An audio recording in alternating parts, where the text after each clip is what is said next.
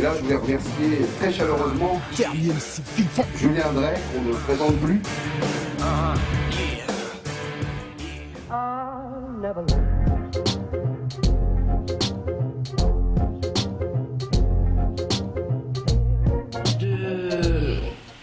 La peur qui consiste à se battre. C'est-à-dire qu'on est tous les jours quand même, on a sous les yeux tout de même des situations d'oppression, d'injustice et de domination dans lesquelles nous sommes nous-mêmes victimes la plupart du temps, mais pas seulement.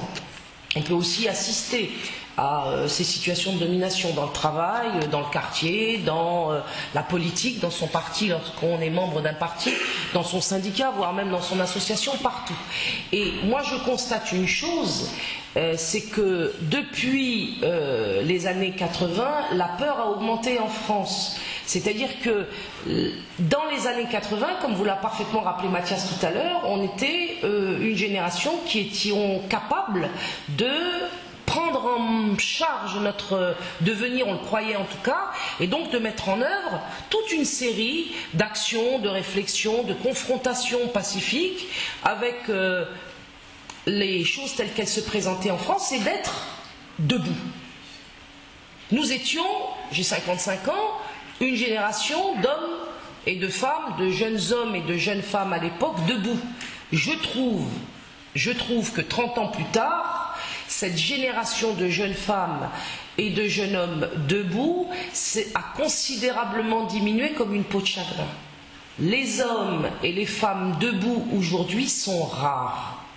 Et c'est ce que je déplore. C'est effectivement le fruit justement de tous les complots qui se sont succédés ces 30 dernières années. Puisque je l'affirme haut et clair et je l'assume, oui, il y a complot. Lorsque l'Union des étudiants juifs de France crée SOS Racisme en allant distribuer un badge dans une foule, en se faisant passer pour ceux qui ne sont pas, cela a bien été l'objet d'une réunion où des décisions ont été prises et ont été suivies des faits. Et elles ont été prises clandestinement et elles ont été suivies des faits pour une minorité qui n'était pas la deuxième génération. Donc, il s'agit bien là, la distribution du badge, d'un complot. Par rapport à ce type de procédé, les conséquences ont été cumulées ensuite.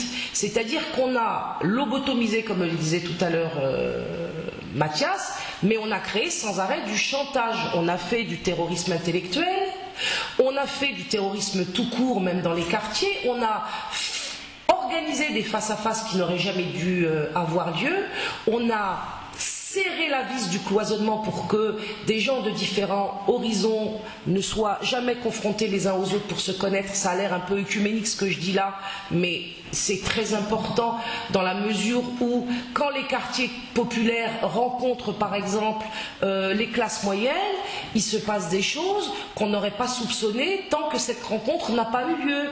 Lorsque ceux qu'on prétend être de l'extrême droite rencontrent des représentants de l'immigration, il se passe là aussi des choses du point de vue des résultats dans le dialogue et du coup dans les alliances qui peuvent s'opérer qu'on n'aurait pas soupçonné.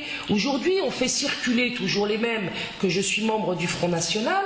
Pourquoi le fait-on circuler? C'est toujours dans l'opération de conduire les gens à craindre de venir vers moi pour m'écouter.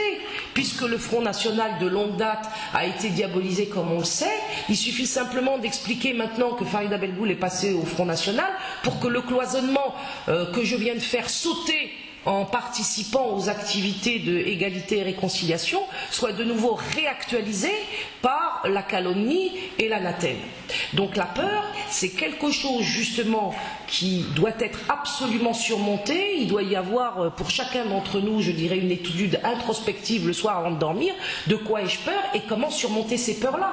Parce que la première chose qu'on est tenu de faire pour trouver des solutions, c'est d'aller les uns vers les autres. C'est d'aller les uns vers les autres. Et aujourd'hui, tout est fait pour que ces rencontres-là, aussi surprenantes qu'on peut les qualifier, toutes ces rencontres sont empêchées d'être, mais grâce à Égalité et Réconciliation, que je remercie et dont je ne suis pas encore membre, on fait circuler là aussi une information qui est fausse, comme si j'aurais à me défendre d'être membre de Égalité et Réconciliation. Je ne suis pas membre d'Égalité et Réconciliation, mais je remercie chaleureusement Égalité et Réconciliation de m'avoir donné la tribune qu'on m'avait enlevée depuis 30 ans, qui me permet non seulement d'être là aujourd'hui, mais de continuer avec Mathias finalement à essayer de présenter l'histoire dans sa continuité, alors qu'ils ont, pendant ces 30 dernières années, fait en sorte qu'un trou noir nous sépare de nos origines.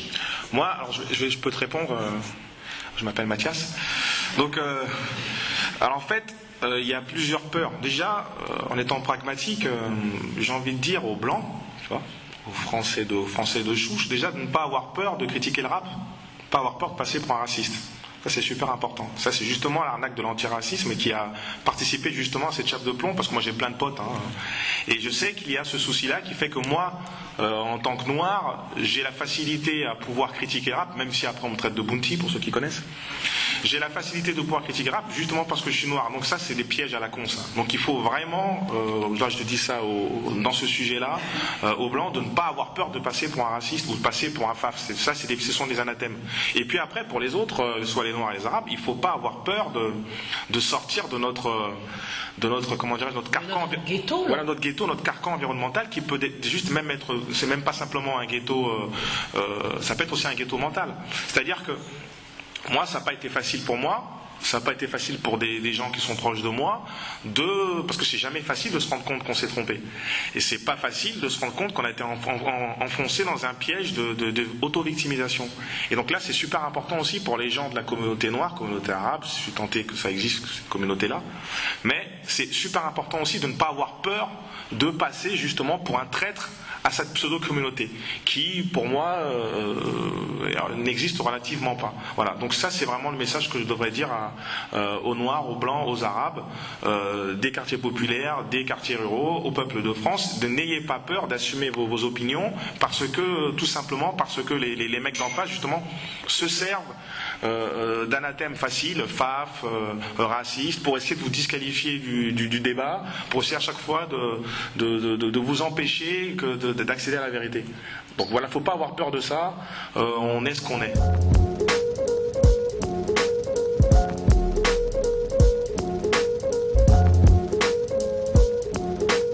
Je pense qu'ils ont trouvé un terrain de jeu commun, mais alors maintenant, est-ce que ça vient de là? Il faut savoir que c'est important, la Zulu Nation, Afrika Bambaataa, il a été influencé par un homme dont on ne parle jamais, qui s'appelle Dwight York. Un homme qui s'appelle Dr Menachi York. C'est un afro-penseur un petit peu délirant des années 60, des années 70. C'est l'homme qui est derrière comment dirais-je, la représentation spatiale, je veux dire, de Afrika Bambaataa, et qui est aussi derrière George Clinton, pour ceux qui connaissaient. Et donc c'est un afro-penseur qui s'inspirait, qui lui aussi se réclame d'Adam Cromley, hein, pour ceux qui connaissent, et qui, lui, par contre aussi, a une réputation de pédophile, de très haut degré, dans des procédés sataniques. Alors moi, j'y crois pas personnellement, mais eux, ils y croient, donc c'est important. Et donc c'était le penseur, et c'était comment dirais-je, oui, voilà, le penseur d'Afrika Bambaataa. Donc je pense plutôt que ça vient de là. Voilà, donc il faut savoir quand même que l'inspiration de la Zulu Nation est d'inspiration totalement maçonnique. C'est une inspiration revendiquée. On n'est pas dans le complot, il faut les écouter, il faut voir ce que c'est. Ils ne se cachent pas. Their own forms of Bibles now, you know, it's a new day and age. People have their own thinking, people have their own things that they're into, people have their own religion. Hip-hop is a religion to a certain extent, and the rappers are the preachers, and the music is the scriptures. You know, it's just like church, because you go to a concert, you raise your hands in the air, you get dressed up, you sing songs, and you definitely pay some money. It's just like church. Donc ils sont dans une logique que les Noirs viennent de l'espace, voilà, que les Blancs ont été créés il y a 5000 ans, etc. Donc il faut écouter ces gens-là. Après, c'est vrai que comme dans toute secte, parce que la Zulu Nation c'est une secte, comme dans toute secte, il y a évidemment l'aspect positif qui est mis en avant. Comment être contre des valeurs d'universalisme, de positivisme, etc., etc. En effet. Mais ce que je dis dans ma thèse, c'est que la phrase la plus importante de la Zulu Nation, c'est pas Love, Peace and Unity, parce que c'est vrai que ces gens-là n'ont que l'amour dans la bouche, l'amour, la paix, etc. Obama parle d'amour, tout le monde parle d'amour, c'est facile, même Arthur. Et donc, le problème, c'est que le mot le plus important dans le sigle de la Zulu Nation, c'est having fun.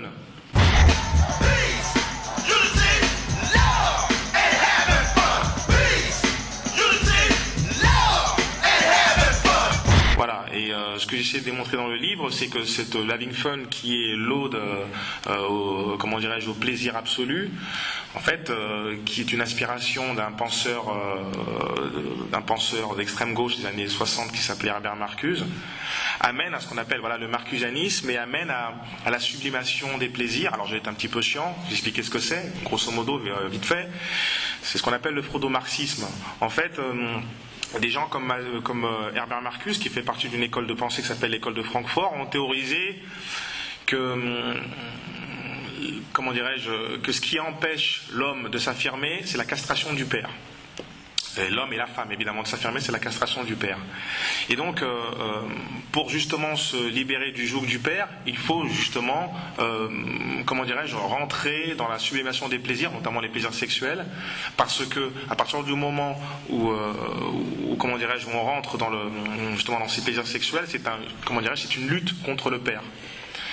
Et il rentre justement dans la sublimation des plaisirs, que ce soit par le sexe, mais aussi par tout type de plaisir qui existe, c'est-à-dire les plaisirs, que ce soit la drogue, l'apologie de la drogue, il a théorisé l'apologie de la drogue. Et donc, l'image du père absolu, c'est l'État.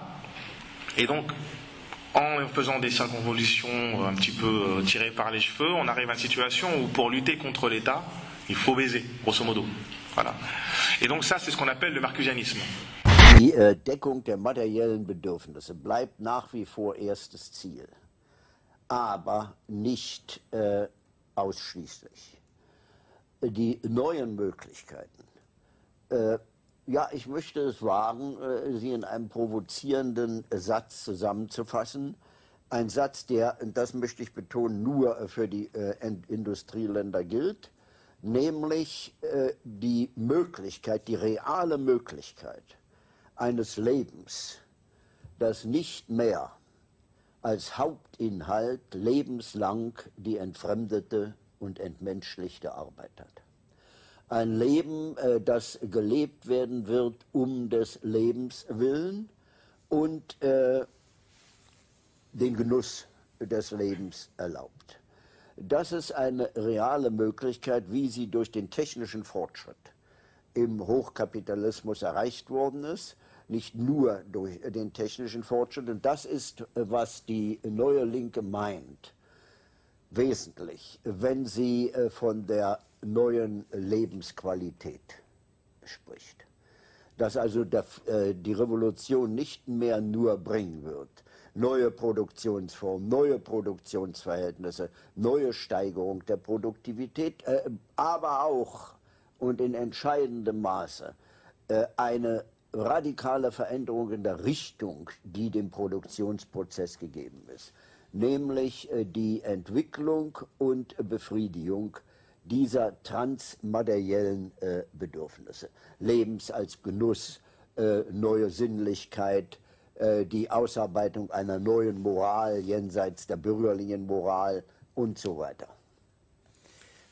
Et donc, le marcusianisme qui a été propagé après par Angela Davis, et Angela Davis qui, elle, était, la personne que Afrika Bambaataa admirait et qui a influé Afrika Bambaataa dans le having fun de son idéologie. A communist, a black, a woman, an activist. You couldn't have put things together more problem-creating than Angela Davis.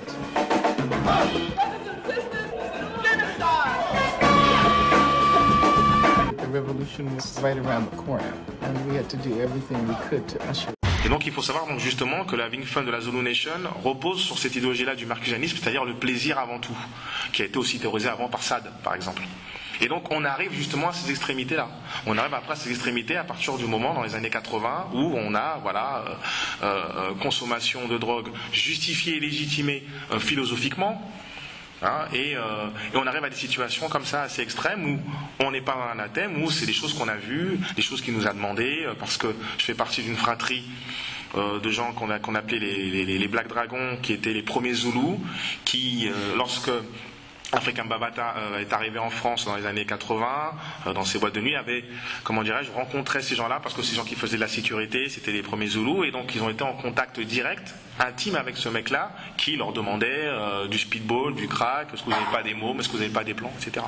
Donc c'est comme ça qu'on sait cette situation-là.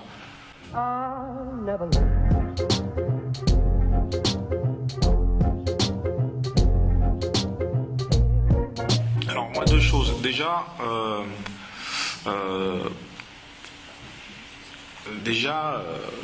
ce qui est dramatique pour notre génération, je pense qu'on est plus ou moins tous de la même, c'est de se dire que, parce que moi c'était pareil, hein, j'ai été éveillé à la conscience politique par le rap. Le drame, il est là.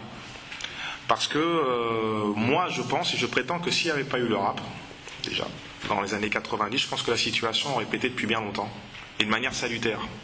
C'est pour ça que je pense que le rap nous a, grossièrement parlant, douillés.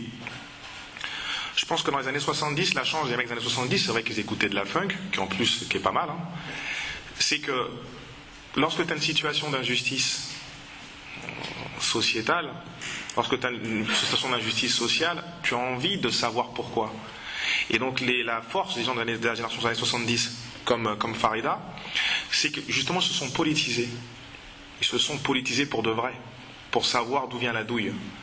Alors que nous, notre génération, on avait le rap. Est-ce que tu vois la nuance, tu vois ? Notre génération, on a eu le rap qui, soi-disant, nous politisait. En sachant que le rap d'Ayam, le rap d'NTM, c'est le rap de Delabel, c'est le rap de Virgin, c'est le rap de Burtel, c'est le rap de Lance Twitou d'un côté, et l'autre c'est le rap de Sony. Tu vois ce que je veux dire ? Donc on s'est fait douiller intégralement par ces mecs-là. Moi, ça c'est ma thèse. Et en plus, certes, alors musicalement, textuellement parlant, je pense que c'est vrai que moi, mon grand frère, c'est Daddy Lorset de la Clica, tu vois, donc je peux pas critiquer cette génération, cette époque-là. Je sais que les mecs étaient bons, ils étaient très forts même. Il y avait un rap de rue authentique, en plus assez français et tout. Et en plus, je fais une différence entre le rap de la Clica, de Sage Poète de la rue, avec le rap d'Ayam NTM, parce que là, c'était vraiment le rap de maison de disques. Mais les rappeurs des maisons de disques, que ce soit Ayam et NTM, si tu regardes bien, ils n'étaient pas indépendants. Ils ont jamais, tu vois, ils n'ont pas fait de label commun. Ils n'ont pas fait de radio, alors qu'ils avaient les moyens de le faire. Ils étaient surpuissants. Ils n'ont pas fait justement ce que font les gens de la génération de maintenant, de Booba, de La Fouine, qui eux, pour le coup, ont vraiment une logique d'indépendance. Alors, indépendance, on va dire toujours voilà. Mais c'est vrai qu'après maintenant, les Booba et La Fouine sont des idéologues, c'est devenu des tenants du manche eux-mêmes. Mais quand tu regardes un petit peu NTM et Ayam, avec la puissance de feu, il faut savoir qu'à l'époque c'était 1 million d'albums pour l'album d'Ayam. Ce sont les gens il a fait son label, il a fait l'AFF. Après, ils sont embrouillés parce que, évidemment, certains gens de l'AFF disent qu'ils sont fait carotter par Akhenaton. Il a fait l'AFF. Après, il a fait les psychiatres de la rime. Mais stop, il n'a pas fait grand-chose. NTM, ils ont fait BOSS. Enfin, Joey Star a fait BOSS, mais c'était juste pour sa gueule, puisqu'à partir du moment où tu avais des gens comme Aaron Side dans BOSS, quand tu avais des gens qui faisaient de l'ombre, ils les mettaient pas en avant. Et le seul mec qui a fait grosso modo quelque chose, c'est Kool Chain, qui a lancé Salif, donc pour ça il faut le respecter. Il a lancé d'autres gens, et même là, des gens comme Tepa, des spécialistes des Princesses NS et compagnie, qui te disent que c'était pas ça. Donc ce sont des gens qui n'ont pas une logique d'indépendance, et moi, je ne suis pas dans le... Je veux pas faire tu sais, c'est comme ça que j'ai écrit le bouquin. Il y a deux thèses. Il y a la thèse, pour le coup complotiste, de se dire que le rap, à la base, est pur et originel. Les rappeurs sont purs et originels. Ils ont été récupérés par le méchant capital. Je parle du rap commercial. Moi, ma thèse, c'est qu'ils étaient comme ça dès le départ. Et c'est pour ça que quand des gens sont surpris de voir Akhenaton, Ayam, soi-disant avec son discours révolutionnaire, de faire une conférence de presse avec Julien Drey, moi, ça ne me surprend pas. Julien Drey, qu'on ne présente plus, qui a été le papa de SOS Racisme. Il y a longtemps. Il y a très longtemps, mais enfin, ça a ouvert la voie. C'est pour ça que lorsqu'il y a des gens qui sont surpris de voir Joey Star se faire enfiler dans un film de Bec BD, moi ça ne me surprend pas. Alors, il y a des hommes qui se rasent la chatte, pas vous ? Parce et j'essaie de démontrer dans le bouquin pourquoi. Parce que d'entrée, déjà, Joey Starr, il faut savoir qu'il était déjà totalement coopté par la galaxie Gauthier. Il était habillé par Gauthier, c'était un proche de Mondino dès les années 80. Il faut savoir par exemple que tous ces gens-là traînaient autour de Mathias Cassel, traînaient autour d'assassins. Aujourd'hui on est là et on parle encore de nous. Ça prouve que quand même il y a une force quelque part. Mais même ça a été utilisé de sorte à nous faire passer pour des imbéciles. Si c'est la première fois que tu me vois, souviens-toi de son nom, MC Squad K. Non, oui j'ai dit non. Non, Squad K n'est pas un Renoir. Il n'est donc pas comme moi, mais il a la foi. Quand il commence à rapper, tu te sens emporté. Donc ce n'est même pas la peine de résister. Alright. C'est des gens qui avaient la possibilité d'aller à New York dans les années 80, à l'époque où c'était super cher, c'était pas donné à tout le monde. À Kenaton, Philippe Fangione allait aux États-Unis dans les années 80. C'était pas donné à tout le monde d'aller aux États-Unis dans les années 80. Donc c'était des gens, et en plus, IAM et NTM étaient proches dans les années 80.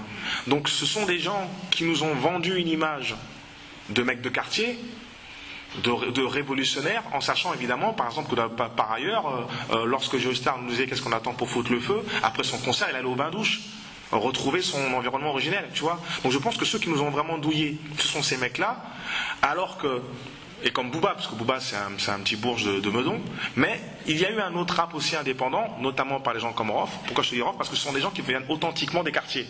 Alors après on en pense qu'on en veut ou pas, mais c'est vraiment pour le coup des banlieusards qui ont été formés au logiciel de rap victimaire, mais qui ont quelque chose en plus d'authentique banlieusard, puisque malgré tous les défauts qu'il y a en banlieue, il y a quand même une notion, il reste du fait de nos parents, parce qu'on a tous été élevés par des parents qui ont été pardon, des gens honnêtes, certaines valeurs traditionnelles qu'on peut ressentir plus ou moins chez ces rappeurs-là. C'est pour ça que c'est pas totalement mort, même si pour moi c'est mort. Tu vois.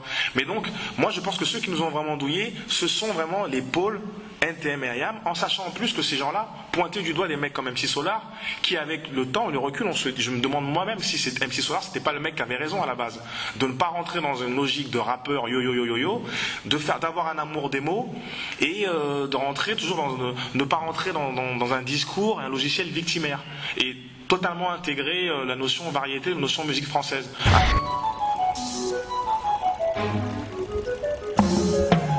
Il a la tête basse, assis seul sur son lit. Il pense à la fille qu'il a vue vers midi. La télé fonctionne mais il ne l'écoute pas. Il veut la serrer dans ses bras. Elle le dessine à l'encre de Chine. Quand il cherche son sosie dans tous les magazines, il découpe les visages qui lui ressemblent. Il faut qu'on les rassemble, qu'enfin ils soient ensemble. C'est un coup d'œil dans le métro. Un scénario pour la métro.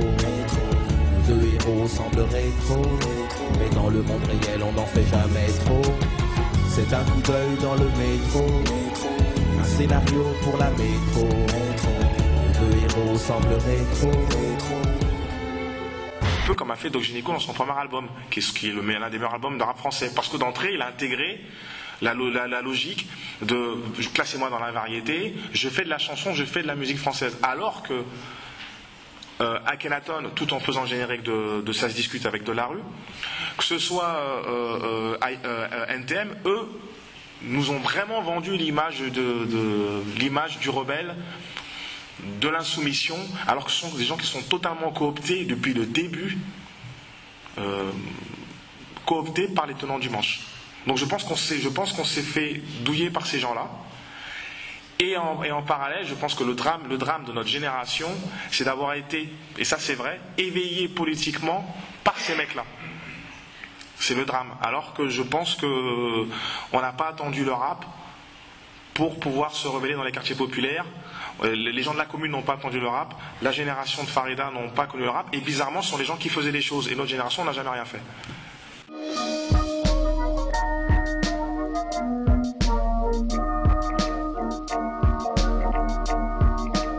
Pour le coup, je suis vraiment dans cette réflexion-là. Je me pose des questions. Je me demande exactement les mêmes questions. C'est est-ce qu'il y a une récupération du discours dissident ambiant représenté par Soral, par Dieudo, par Farida, récupération par les gens qui sont derrière Kerry James, ou est-ce que Kerry James est en train de faire un putsch à son environnement et essaie petit à petit de sortir de ce cadre-là. Là, franchement, j'ai pas la réponse. Le temps le temps le dira. J'espère que c'est le cas, qu'il va nous rejoindre. Il a fait quand même une émission sur Aligre FM dans laquelle on l'a clairement posé la question sur Soral et dans laquelle il s'est prononcé en ne dénigrant pas, ce qui est assez rare. Si je te dis Alain Soral, qu'est-ce que tu me réponds? Je dis que je pense que c'est quelqu'un qui aime son pays. Maintenant, il est assez diabolisé pour que moi j'en rajoute une couche.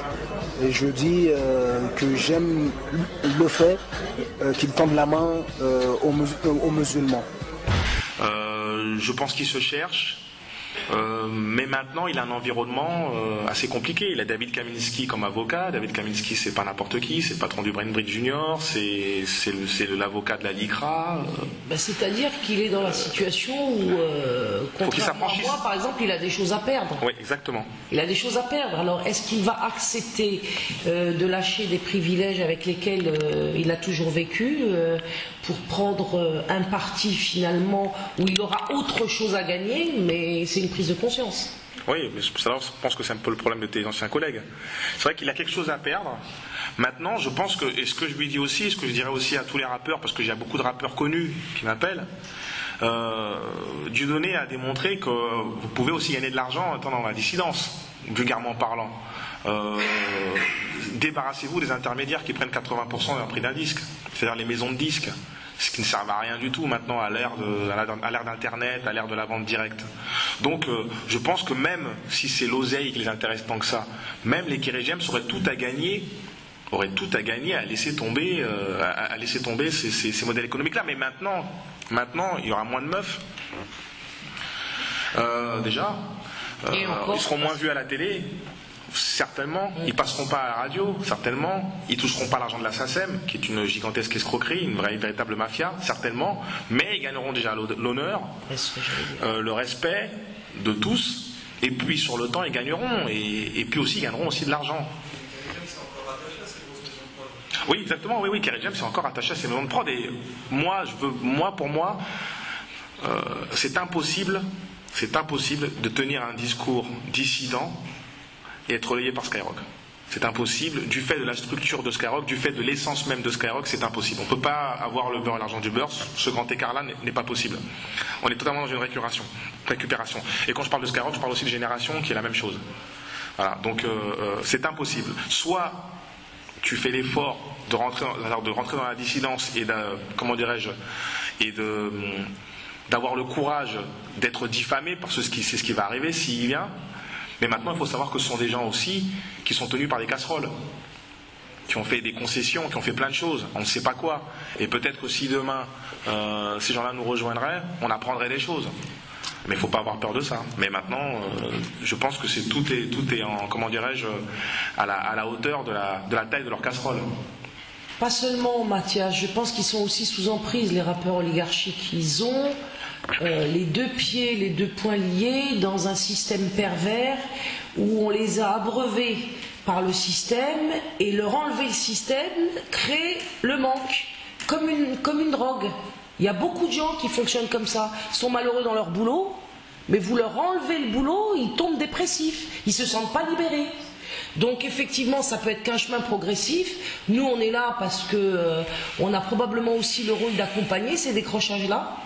Et de manière emblématique, on vient de dire justement dans ces conférences et partout où on pourra aller que l'honneur et le panache, comme dirait Dieudonné, est possible. Et parce que pour ceux qui ne sont pas pour ceux qui ne connaissent pas le rap ou qui peuvent voir ça un petit peu d'extérieur, ils vont trouver ça un petit peu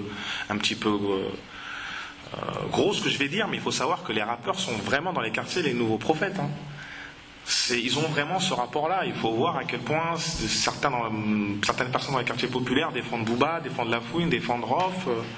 Ce sont des gens qui, du fait de la technologisation de la musique, avec iTunes, avec YouTube, avec les portables et tout, ce sont des gens qui écoutent plus leurs rappeurs que leurs darons. Donc il y a un rapport avec ça qui est assez dramatique. Et aussi, c'est pour ça aussi que ces rappeurs-là aiment se conforter dans cette position-là parce que je pense que ça peut être grisant pour ceux qui sont vus comme des porte-parole. Hein. Je pense aussi à Medine, hein, qui alors lui, voilà. Le rap est mort, vive le rap. Les forums meurent, crient qui le ravivera, qui le raffinera, qui s'affirmera. J'ai le sang mêlé, un peu colon, un peu colonisé, un peu colombe sombre ou corbeau décolorisé. Médine et métissé, algérien français, double identité. Je suis un schizophrène de l'humanité. De vieux ennemis cohabitent dans mon code génétique. À moi seul j'incarne une histoire sans générique. Malheureusement les douleurs sont rétroactives lorsque ma part française s'exprime dans le micro de la vie. Donc voilà, il y a tous ces mecs-là auront beaucoup de choses à perdre s'ils rentreraient dans la dissidence, parce que rentrer dans la dissidence déjà, c'est déjà essayer d'avoir un langage, comment dirais-je, avoir une réflexion construite, avoir des arguments. C'est pas simplement dire la chatte à ta mère, tu vois. Donc c'est essayer de dire des choses un petit peu intéressantes. Donc c'est vrai qu'ils auraient beaucoup de choses à perdre parce que pour beaucoup, ils se seraient démasqués puisqu'on verra le creux de leur pensée. Donc il y a ce truc-là aussi. C'est pour ça que... Ils seraient catalogués comme fascistes. C'est pour ça qu'il y a des... Moi, ces mecs-là viennent par rapport, c'est vrai, à l'influence qu'ils ont chez les jeunes. Oui, pourquoi pas. Mais bon, est-ce qu'on gagnerait aussi intellectuellement parlant que ces mecs-là ils viennent nous rejoindre? Non. Par contre, des mecs comme Rocky Squat, oui. Ce qu'on en pense ou pas, ce sont des mecs quand même qui ont une certaine intelligence, un certain discours construit, une certaine érudition. Yeah.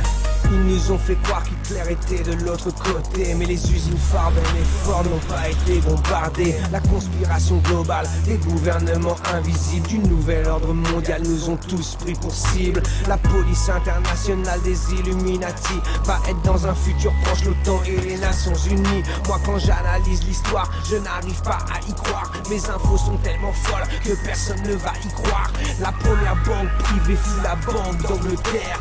Depuis la Révolution française, le but est d'établir une dictature mondiale. Les banquiers sont l'avenir. On est en plein dedans. Demande à Rakowski. Dans sa symphonie rouge, on y trouve même Trotsky. Petit, j'entendais, mais je ne suis pas un Rothschild. Plus tard, je me suis dit, mais qui sont les Rothschild? Rothschild est-elle la famille qui a financé le nazisme, qui a créé le communisme et qui gère le capitalisme? Rothschild est-elle derrière toutes les révolutions modernes, de la française à la commune, de la bolchevique à tes lourdes cernes? Cherche dans les cendres du 11 septembre, tu comprendras qu'on t'a berné pour mieux descendre. C'est comme le marxisme populaire démagogique qui dupe les intellectuels et la masse qui critique. Et je parle après même d'autres mecs comme Grimes, comme... La France fait honte, voilà. Les Français font honte, les mecs font pitié quoi. Pourtant c'est dommage, hein, il y a vachement de ressources et compagnie, tu vois, mais bon, il y a un manque cruel de couilles. Giscard, Picard, surgelé, en Maastricht, mon bout de caillou, c'est en... J'arrive pas. Voilà. Et puis en plus j'aime pas les syndicalistes. Je trouve ça affreux, ça me fatigue. Je suis pas dans ce monde-là. Je veux dire, bien sûr, il en faut, peut-être. Mais il en faut pourquoi? Pour avoir des mecs qui font des merguez dans la rue et qui font FO, ouais, cool, tranquille, le travail, le truc. En France, c'est ouais, nique sa mère, nique tout, vas-y, nique tout. Apprends pas le langage des autres. Nique ta mère, nique ta mère. C'est sûr qu'on va faire avancer le pays comme ça. Hein. Etc. Mais maintenant, il y a des mecs qui font ce travail-là. Des mecs comme Missa, puis plein d'autres.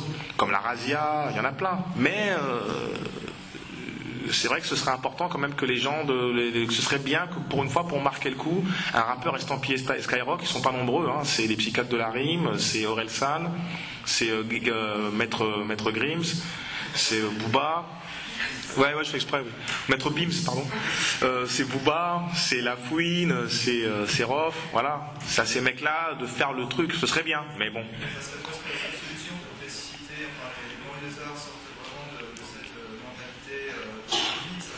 Ça marquerait le coup.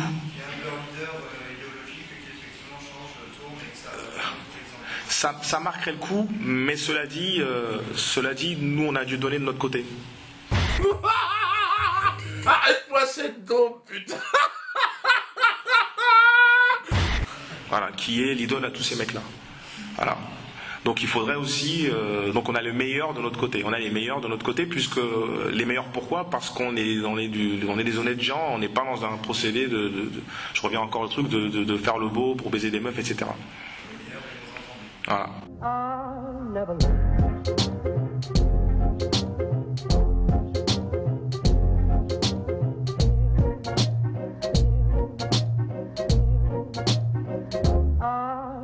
D'accord.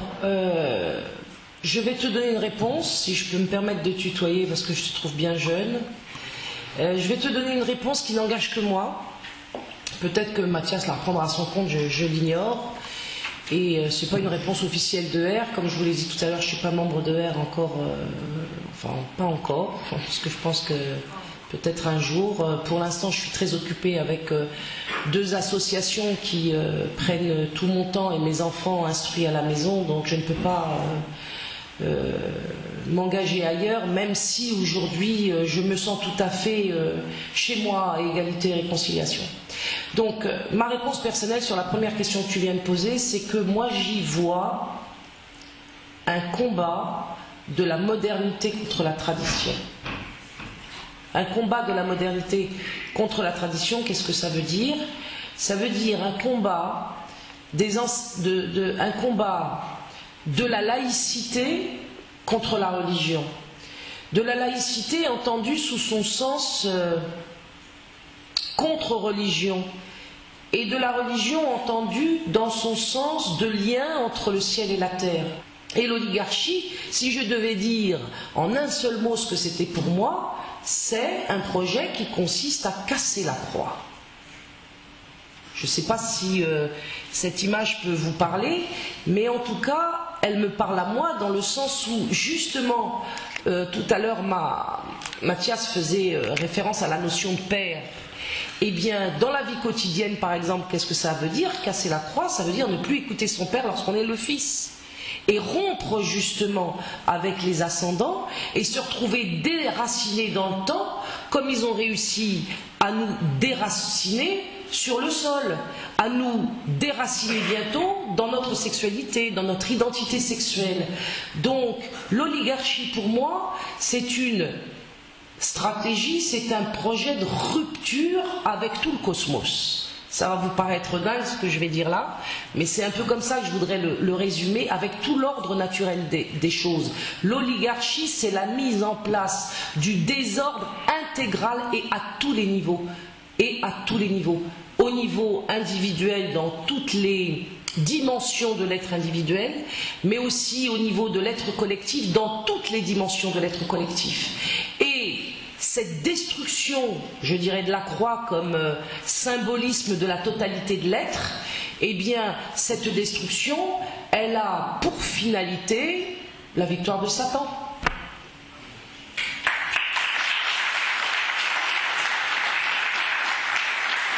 Alors, moi je vais te dire autre chose parce que... Mais la victoire, attention, le dernier mot, on sait qui l'aura. C'est une victoire provisoire. Par contre, je suis pas sûr que s'il dit ça, il passe pas pour un complotiste, hein, pour le coup. Mais Satan Satan est comment dirais-je, le premier complotiste et le chef de tous les complotistes, de toute façon, puisque si on connaît son histoire reprise justement dans la transmission, dans la tradition, il a juré quelque chose de particulier, c'est de nous détourner tous de Dieu, c'est-à-dire de nous-mêmes. Parce que nous détourner de Dieu, finalement, c'est nous détourner de nous-mêmes. C'est ce qu'on constate lorsqu'on est devenu une simple mécanique consumériste qui est là uniquement pour satisfaire des besoins bas. Des besoins bas et définis comme hauts, c'est-à-dire inversés de surcroît. On est forcément un agent d'une destruction dont on ne mesure même pas les résultats. Et au lieu de transmettre du positif, on se retrouve à transmettre du négatif. Et Satan est le roi du négatif, parce que contre, c'est justement le parti qu'il ne faut pas prendre, puisque c'est le parti de Satan en vérité d'être contre l'ordre naturel des choses, l'ordre divin. C'est comme si on faisait de Satan le créateur lorsqu'on se met dans la position d'être contre lui. En vérité, il faut toujours formuler les choses de manière positive, et c'est la victoire de la publicité et de toutes les manipulations des foules. Elles formulent les choses en termes positifs. Il ne faut donc pas être contre l'usure, mais il faut être pour la fin de l'usure. C'est pas un détail, parce que Satan est dans les détails. Alors, moi ce que je vais dire c'est en complément, c'est pas contre ce que tu dis, parce que souvent j'avais fait ça dans une conférence commune quand j'ai décidé que je voulais m'adresser aux athées. Alors là je vais faire la même chose encore une fois de plus, parce que peut-être que pour certains athées ou autres ça peut être assez compliqué d'intellectualiser la notion de Satan et tout. Alors pour le coup je suis d'accord avec elle. Maintenant ce que tu peux leur dire c'est que pour moi les oligarchies ce sont les représentants de la banque tout simplement. Parce que tout part de l'usure, tout part du prêt à intérêt. À partir du moment où il y a le prêt à intérêt, ça détruit toutes les relations humaines. À partir du moment où tu vois l'intérêt dans l'autre, il n'y a plus d'amour parce qu'il n'y a plus de don. La notion du don disparaît. Donc il n'y a plus d'amour, il n'y a plus de partage, c'est la fin de tout. Et donc l'oligarchie, ce sont les usuriers. Et donc là actuellement les usuriers, c'est la banque. Et donc leur manière de procéder, pourquoi par exemple, comment est-ce qu'on pourrait lier le pouvoir de la banque par exemple, on va dire, ou au mariage pour tous, ou au féminisme, parce que... Ou à la destruction de l'école. À la destruction de l'école, parce que leur intérêt, évidemment, c'est la destruction de la famille. La destruction de la famille qui essaye d'atomiser l'individu, de manière à ce que l'individu, chaque individu évidemment, soit la proie des usuriers de l'atome. Et donc à partir du moment, leur but à eux justement, c'est de détruire justement cette cellule, la cellule familiale. Parce que la cellule familiale, c'est-à-dire que entre le père, la mère, grosso modo, et les enfants, il n'y a pas cette notion d'usure, par définition. Parce qu'il y a la notion d'amour. Et donc eux, les usuriers, leur but, c'est justement qu'il y ait la notion d'usure entre tous les êtres. Donc aussi entre le père, la mère et les enfants. Et donc, on arrive à une situation où, par exemple pour le mariage pour tous, on va avoir une situation d'usure avec les enfants, puisque les enfants vont être adoptés, puis après achetés. Voilà. Donc c'est ça en fait, ils gagneront de l'argent sur ça. Ils gagneront de l'argent sur l'accouchement, ils gagneront de l'argent sur l'allaitement surtout. C'est ça en fait l'oligarchie. L'oligarchie c'est la reine de l'oseille, de Mammon pour ceux qui veulent voir le truc eschatologique, ou la reine de la banque. Voilà, et tout est lié. Que ce soit le féminisme qui a été vendu, c'est-à-dire même dans les années 50, années 40, en disant aux femmes où il y avait des injustices légitimes, de leur dire par exemple, pour un souci d'égalitarisme, il fallait qu'elle aussi elle travaille dans l'usine. Au final, ça fait une ouvrière de plus, en plus payée 30% moins cher, c'est assez intéressant. Et tout ça pour la finalité de faire de l'oseille, grosso modo. Donc, pour moi, l'oligarchie, c'est vraiment ça. Et ça peut se rejoindre avec le côté eschatologique. Hein. Mais si tu veux essayer d'être pragmatique avec les gens, il faut faire un travail de réflexion où tu démontres que tout, que ce soit toutes les thématiques, que ce soit le rap évidemment, que ce soit le féminisme, que ce soit etc., le mariage pour tous, tout ce que vous voulez, la télé, l'industrie du divertissement, Hollywood, tout est fait pour détruire la cellule familiale, parce que la cellule familiale c'est encore le dernier lieu qui peut lutter contre le jour, parce que c'est le dernier lieu où règne l'amour. Le vrai. Oui, le vrai.